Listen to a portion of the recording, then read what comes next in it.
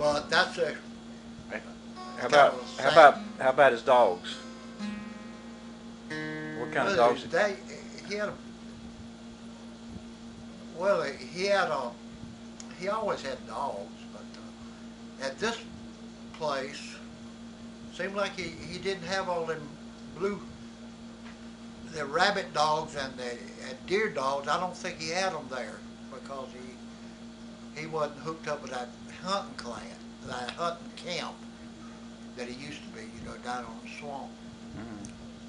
So, but he had black and tan that was naturally bobtail that I remember, because I remember I took one of Lois's kids, which may be living now, about this tall. I don't know what they were visiting, I guess. But this dog, The only one living now, I think, is Charles.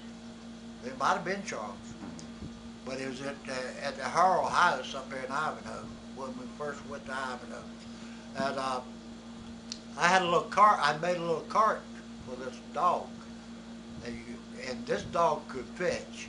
You could throw. I don't care where you threw a hunk of cornbread, that dog. Mm-hmm.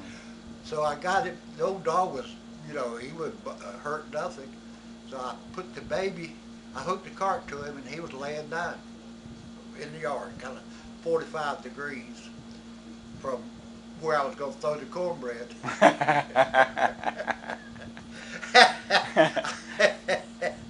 And I don't know where I had the cornbread hid. I went back to the house. I might have got it, but I put this boy on the cart, and I threw that piece of cornbread.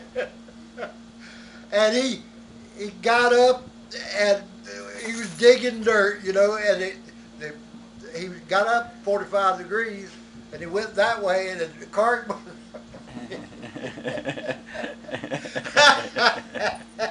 And like to scare me to death. I said, I killed the boy. I know Lois would kill me. Lois was my big sister, and she was always, she'd hurt you over them kids. I heard she fist fight. Oh, the she boys. knuckle bust them big boys in the school, yeah.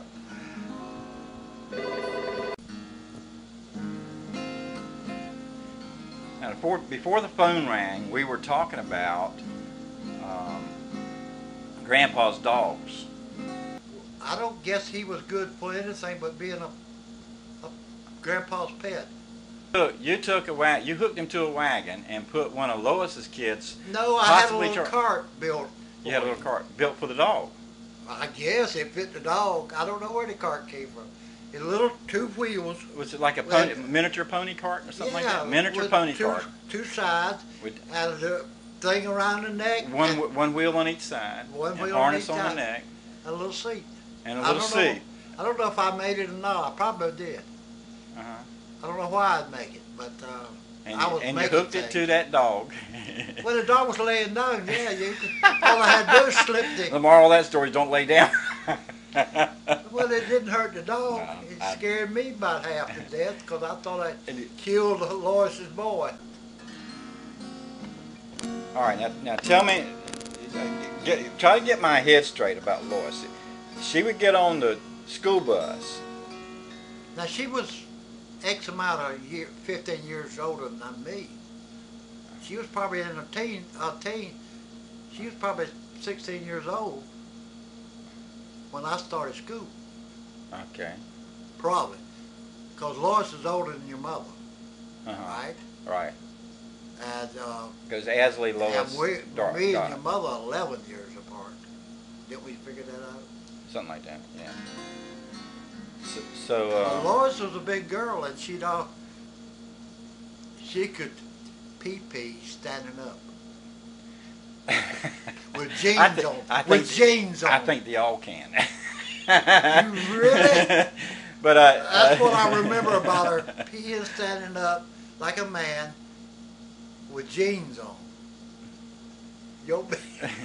Well, we're not ready to talk about it. I'm going to get to that one, but what else you want Dr. Phil? Dr. Phil! I'm not going to talk about Lois anymore. Well, tell me about her on the school bus, bumping fists with those guys. Well, We didn't call it bumping fists. Well, what do you call it? It was knuckle busting, I think. Knuckle busting? Yeah, something. So she would pick out a guy, and they would do this game of knuckle busting. No, they were tested. They all knew that she was good. Mhm. This is a game they played, and they were one of them would get brave, you know, bigger than her, older than her, whoever they wanted to bring on there, and she'd back them. She'd make them back on them. Boom, boom. They, you know, hit the knuckles against knuckles, and but that's about all I remember. Only, you know, she played the guitar in our little band that we had in the swamp.